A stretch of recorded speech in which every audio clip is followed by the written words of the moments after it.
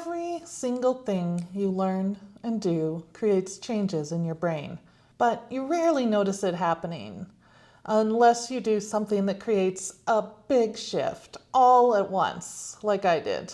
We'll talk about that in a moment. I'm Jen Tatro, and this is From Jen.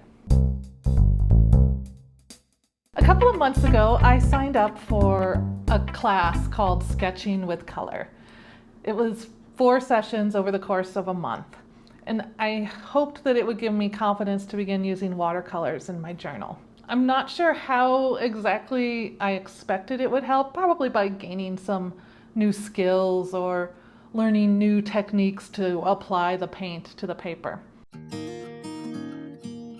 I did get those things, but I also got something else that turned out to be far more important.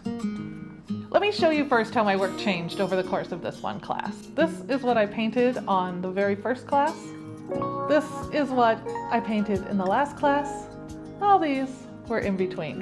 And my work has continued to improve since then. But between this and this, something revelatory and magical happened in my brain. Well, not magical, scientific. It's like how people describe taking psychoactive drugs, though. It was literally mind expanding.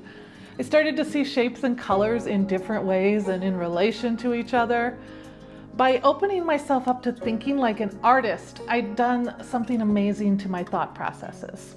And because I am who I am, I set out to figure out exactly what had changed.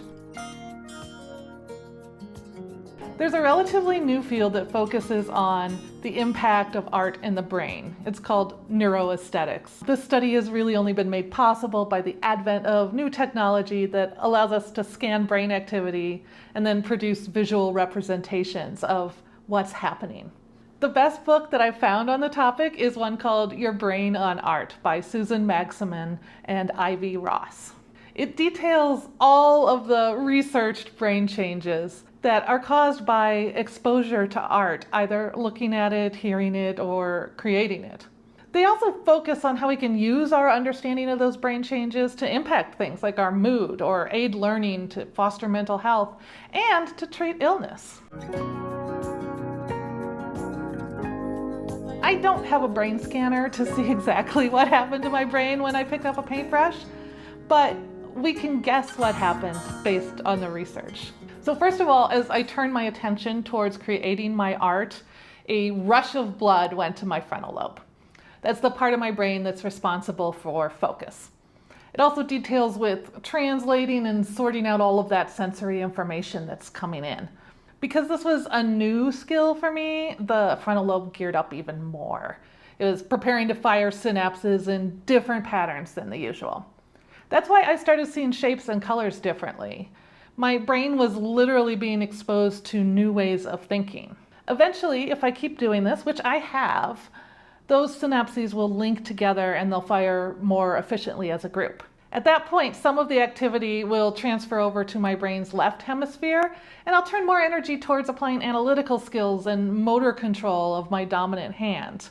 Well, we know this because we've scanned the brains of experienced artists and novice artists. But there are some things that hold true no matter how much experience you have. For example, because I was engaged in a creative pursuit, there's more blood flow and more synapses firing in general than if I were doing just some rote motor activity like flipping a coin. And as I became immersed in the activity, my brain began operating in an alpha wave pattern, signaling a state of being simultaneously relaxed and alert.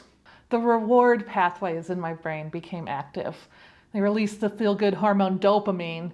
And at the same time, my hypothalamus started sending signals to reduce production of the stress hormone cortisol. By the time I'd been drawing for 45 minutes, I likely had a lowered heart rate and a lower blood pressure than when I began. And all of those things would have been compounded because I was drawing in nature. Just looking at the horizon triggers mechanisms in the brainstem that reduce anxiety and reduce the stress response. The renowned meditation teacher Sharon Salzberg said that actively making and experiencing art are some of the most meditative practices we can partake in.